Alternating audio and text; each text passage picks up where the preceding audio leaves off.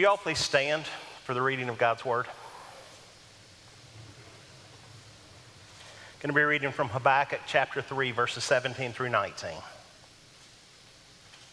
Though the fig tree should not blossom, nor fruit be on the vines, the produce of the olive fail, and the fields yield no food, the flock be cut off from the fold, and there be no herds in the stalls, yet I will rejoice in the Lord.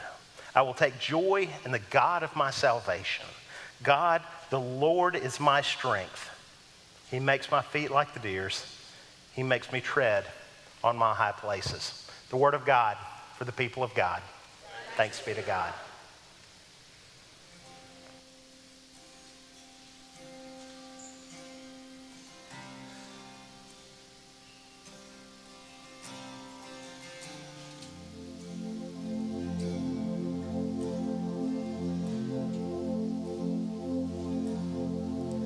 They say sometimes you win some, sometimes you lose some.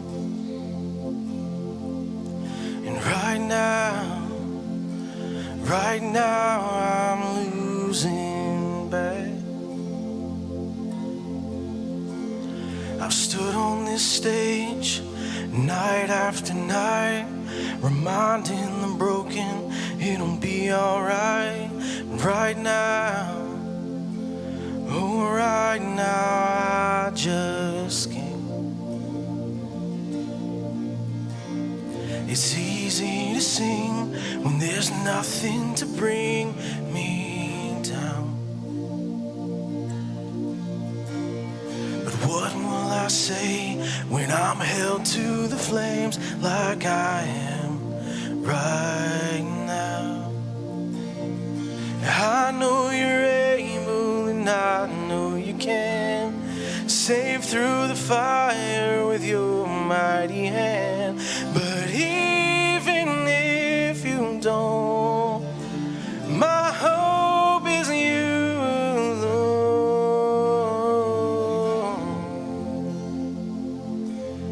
They say it takes a little faith to move a mountain. Well, good thing a little faith is all I have right now. But God, when you choose to leave mountains unmovable, oh, give me the strength to be able to sing, it is well with my soul. I know you're able and I know you can save through the fire with your mighty hand. But even if you don't, my hope is you alone. I know the sorrow and I know the hurt will all go away if you just say the word. But even if you don't, my hope is you alone.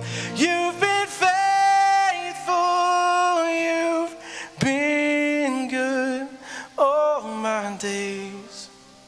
Jesus, I will cling to you, come what may, 'cause I know you're able.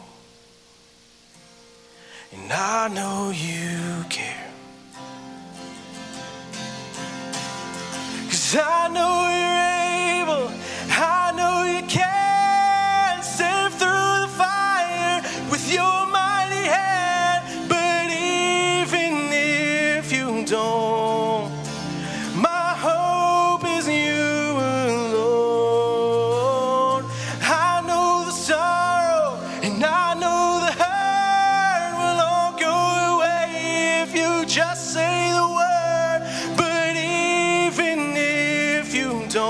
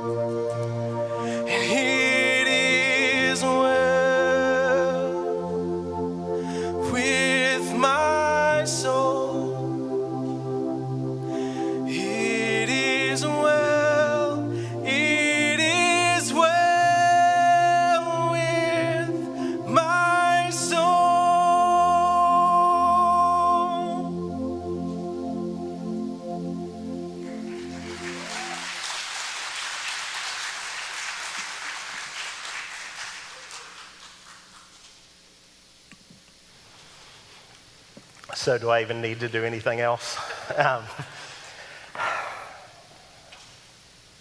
That song that Micah just sang, it's called Even If. And it was written and performed by Bart Millard in the group Mercy Me. And when Bart Millard was asked about the origins of the song, he said, well, really all came out of just a bad day. He was taking his son to see the doctor. His son's 15 years old. And he was going to the doctor like they had to quite a bit because his son had been diagnosed with diabetes at age 2. And so being at the doctor was pretty normal. And, you know, it really didn't matter if it was a good checkup or a bad checkup, a good appointment or a bad appointment, because it was just another in the long string of doctor's appointments that had continued over and over again. But while they were there, there was this woman that happened to be a friend of the family that was also at the doctor, and she wasn't really familiar with a lot of things about diabetes, and so she was asking questions. And Bart was proceeding to give her some information, some statistics, some of the things they had learned over the years, just the different ways that they had been dealing with things. And this woman, this wonderful, godly woman, said, you know, I just think we should pray that God heals your son right now. Well, being the good Christian guy and the nice man that he is, Bart said thank you, and he appreciated her concern. But inside was that inner dialogue that was like, woman, do you not think I've been praying for 13 years for my son to be healed? He appreciated the woman's gesture and even her faith. But all it did was kind of boil up inside of him. And so today, we're going to conclude our series on Habakkuk, the series titled When God Doesn't, the series that we've been going through for this month. Over the past 3 weeks, we've talked about some difficult stuff, about some difficult times. We've talked about injustice and violence in the world. We've talked about turmoil and strife in our own lives, the things that we deal with day after day, sometimes worse than others. Sometimes how that path that we walk has sickness or loss. It can have unemployment. It can have broken relationships. And we could spend the rest of our time listing off those various things that make that path almost seem unfair at times. Well, as we've been going through Habakkuk, we started off with Habakkuk questioning God. God, don't you care? God, this doesn't seem right. Are you paying attention? God, this isn't fair. Why would this happen? Why would this difficulty come up? It was in the backdrop of God telling him that the Babylonians were going to come through and basically carry him off to captivity.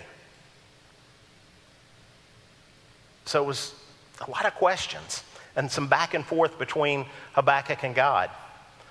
And then last week we talked about Habakkuk kind of turning that corner and starting to recount some of the ways that even in difficult times he could be reminded of who God is and what he's done.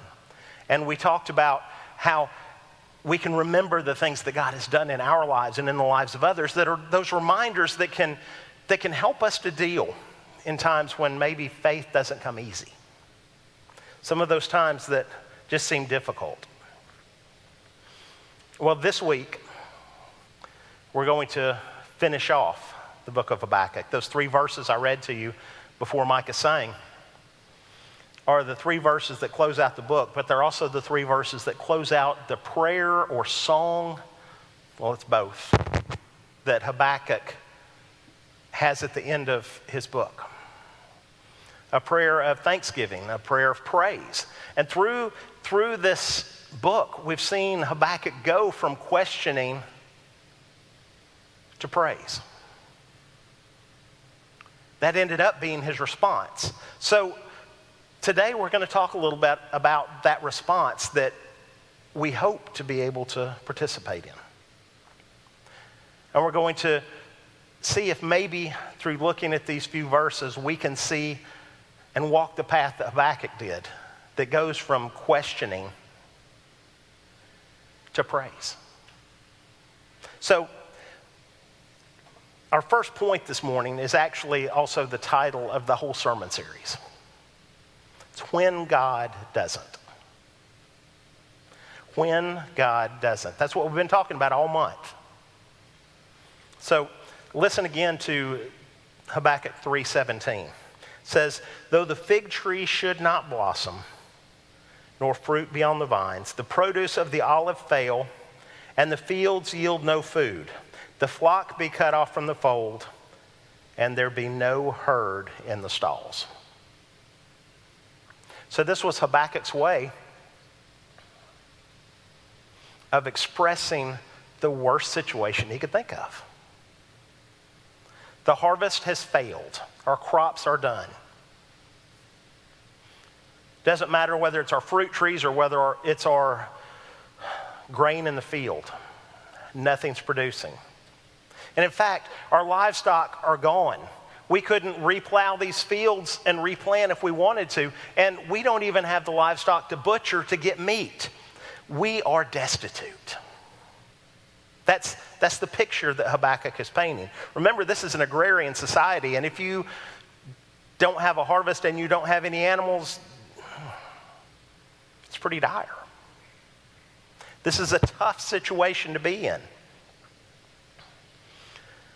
It was Habakkuk's way, his words, that he used to convey that sense of hopelessness, that sense of not knowing whether God's paying attention or if God is there, if God is ready to help. This is his way of saying the thing that we sometimes feel when, from our perspective, God doesn't. Bart Millard had been praying a prayer for 13 years that his son would be healed. That 13 years was taking its toll.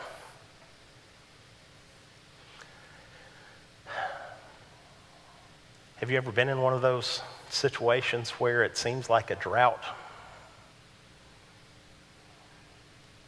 When it seems like your prayers aren't getting above the ceiling?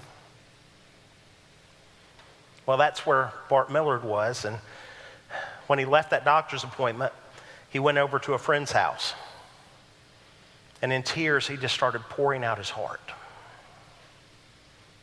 He started pouring out the feelings of, I believe in God, but oh my goodness, how can this keep going on? I know I can't win every time, but it seems like this one I'm losing badly. Right now, I just can't. His friend listened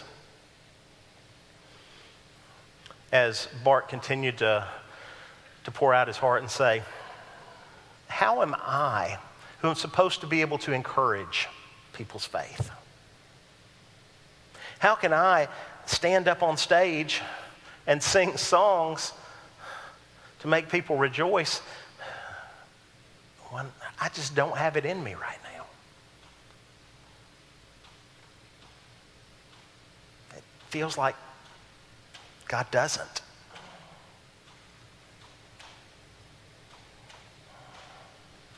We all have those times, don't we? Those times when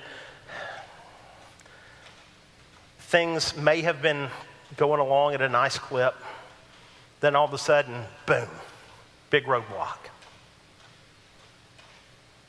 A big rock in the road, something that we can't get around. Something that's keeping us from progressing. Something that is standing in our way. Something that we just need God to step in and scoop it away. And so in faith, we go to God and we say, God, here's another one for you. Go ahead and take care of it. And it doesn't move. It's still there. And so you pray some more. Nothing changes. Your prayers may even take on a different tone at this point. God, are you paying attention? God, do you see what I'm going through? Do you see the rock that's in my way? I'm praying. I'm praying to you, God. I'm asking in faith. Just move it.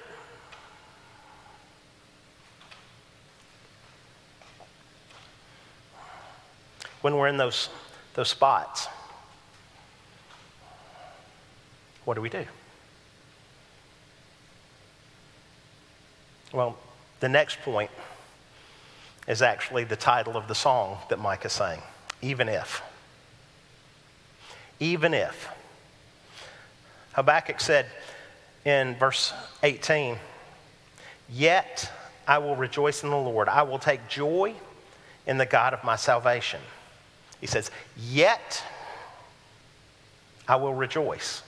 That yet is the response to the though that came at the beginning of the verse before. Remember when he said, though my crops fail, though the trees bear no fruit, though the livestock is gone, though the rock is still in my way, yet I will rejoice in God, the God of my salvation. I will choose to rejoice even if things don't change. How can that be? How can we choose to rejoice? How can we rejoice when the world's crumbling, when the bottom's falling out, when things are not going like we had planned, like we had hoped, like we even hope right now? How can we rejoice? When Bart Millard was talking to his friend and letting all of his despair kind of boil out, one of the things he said to him was, I just wish I could be like Shadrach, Meshach, and Abednego. Now, if you don't know that story, I'm going to kind of give you the Cliff Notes of it.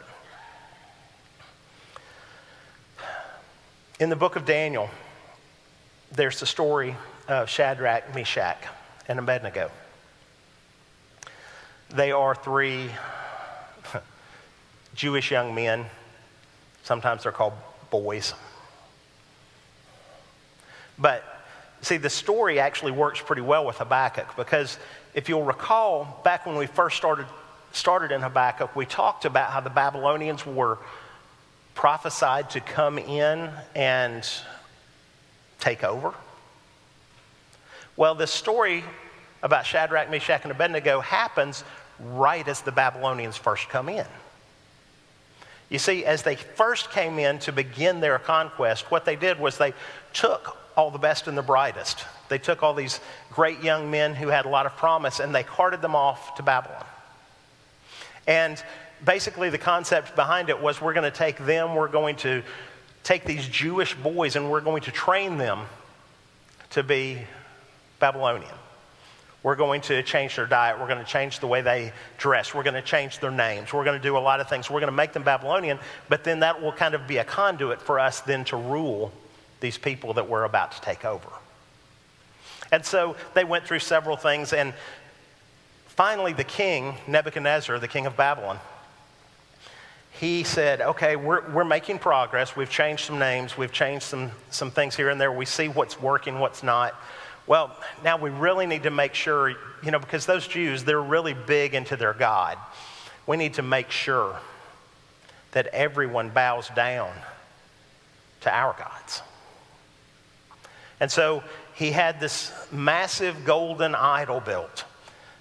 And he commanded that everyone, no matter what your background, when the trumpet blows, you need to bow down to this idol. Everyone needs to make sure you're doing it, and if not, well, it's going to be bad, because I'm also building a huge furnace. And if you don't bow down, I want to toss you in that as an example. And so the trumpet blows, and Shadrach, Meshach, and Abednego, these young Jewish men, they don't bow. And so the officials that are around them and see them, they gather them up, and they actually take them to Nebuchadnezzar. And Nebuchadnezzar says, guys, you probably didn't understand. It's bow down when the trumpet sounds. Bow down to this golden statue that I've put up here. Bow down to our gods. Or you're thrown into the furnace. Let me read you what their response was to King Nebuchadnezzar. This is from Daniel chapter 3, verses 17 and 18. If you throw us in the fire, the God we serve can rescue us from your roaring furnace and anything else you might cook up, O king.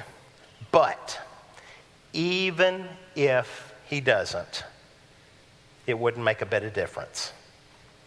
We still wouldn't serve your gods or worship the gold statue you set up. But even if he doesn't, it wouldn't make any difference. That's bold. That's stout. That's brave. Or, that line between bravery and stupidity is really fine. It's like, but this is before the king. This is before not just any king. This is before Nebuchadnezzar, who is over a quickly growing empire that is actually taking over our land as we speak. We're not going to bow down, even if he doesn't save us. Well, God did save them. I'm not going to go through all of that, because that's not the point of what we're talking about today. You see, they didn't know as they stood before Nebuchadnezzar whether or not God would save them. They didn't know what the outcome would be. They had no guarantees. And they said, even if he doesn't, he's the only one that I'm going to serve. In fact, even if he doesn't, all I can do is live a life of praise to him.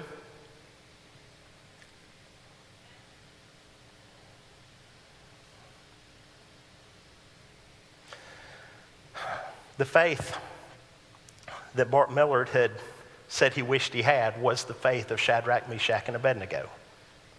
When things weren't changing, when he couldn't see God moving, he wanted to be able to say, even if.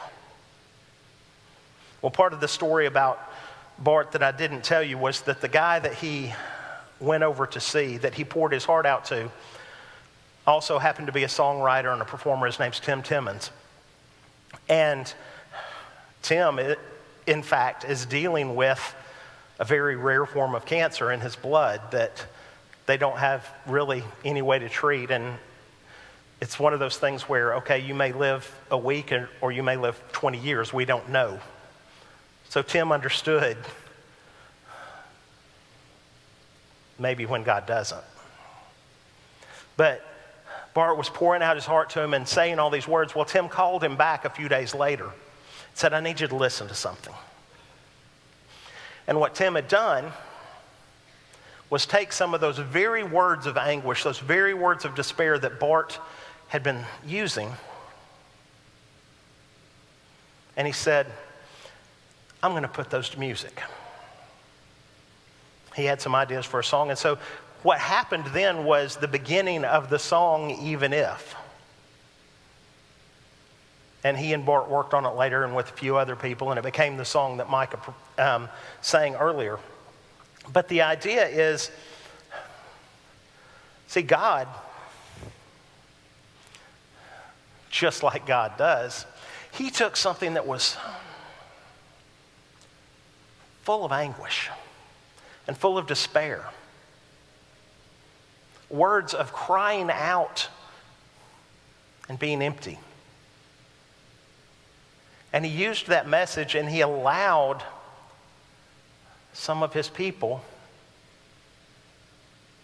to use that as a way to turn it into praise, into worship, into a way to encourage others, encourage themselves and encourage others. God, even in the midst of the sorrow, took those words of anguish and despair and used them to inspire for something even bigger. You see, we all have difficult moments in our lives. We all have difficult seasons in our lives. If you haven't experienced one yet, buckle up because it's coming. You see, those things are promised in Scripture. But the thing is, even when things are that bad, even when we're going through the darkest valleys, even when things are not going like we would like for them to, even when it seems like God doesn't, know this: He still does. He still does. Let me read this last verse to you. Habakkuk 3:19. God, the Lord is my strength. He makes my feet like the deer's. He makes me tread on my high places. You see, remembering the things that God has done for us, that's part of our encouragement, right? Remembering where he's been, what he's done. You see, that verse I just read, though, it doesn't say, God the Lord was my strength. It said, God the Lord is my strength. It's not just what he's done in the past. We need those reminders of what he's done in the past, what he's done in the lives of others, what we've experienced, what we've learned. We need those reminders to help encourage our faith. But the thing is, it's not faith in what God did do. It's faith in who he is. The fact that he is working. It's not a matter that God doesn't. God still does, and he is working right now. Whether you see it or not, whether you feel it or not, whether you've been praying for years and years, or whether something's just come in front of you, he still does. Deuteronomy 31:6 says, be strong and courageous. Do not fear or be in dread of them, for it is the Lord your God who goes with you. He will not leave you nor forsake you. God promised his people that he would be with them. You remember some of the last things Jesus said right before he ascended into heaven? I'm with you always. We are not left alone. We are not left destitute. Things may not be going the way that we would like for them to go, but you know what? God is still God, and he is worthy even if we don't see it. I've been telling you Bart Millard's story this whole time about what he was going through and about how the song Even If came out of it. I want to read you what Bart's words were for describing this song. He says, even if, speaking about the song, is a reminder to people in difficult situations that don't seem to go away. God is worthy long before any of those circumstances even showed up. This song is a declaration to God that even if he went silent and never said another word, he's still worthy to be praised, and that he's our greatest hope in the midst of trial. Bart hit it right on the head with that. God is worthy long before the problems that may arise in our lives. He is worthy in those moments. It's not that he was worthy, just in our remembrance. He still is worthy. Our response to him in good times and in bad should be falling at his feet in praise, because he is worthy. He always is. That doesn't mean that our circumstances are going to change necessarily right now, that things are going to get better right now. Because our circumstances fluctuate. Things get better, things get worse. We go through things and we don't see an end. But God is still worthy. And even when it feels like God doesn't, he still does. He let Habakkuk know it. He said, I've been working behind the scenes in ways that you wouldn't imagine if I told you. He was active continuously. You see, God still does. He is worthy. He is holy. And he is with us. He never leaves us nor forsakes us. Jesus said it himself. I'm with you always. And we could read verse after verse after verse that lets us know that he is with us. Just because our circumstances may be hard. Just because things aren't seeming to work out the way we'd like them to. It doesn't change the fact that God still does. He still moves. He is still moving even in our lives. And he is with us. The creator of all is with us. He sees it, and he's active, and he's moving, just maybe not on our timetable or in the ways that we would like for him to.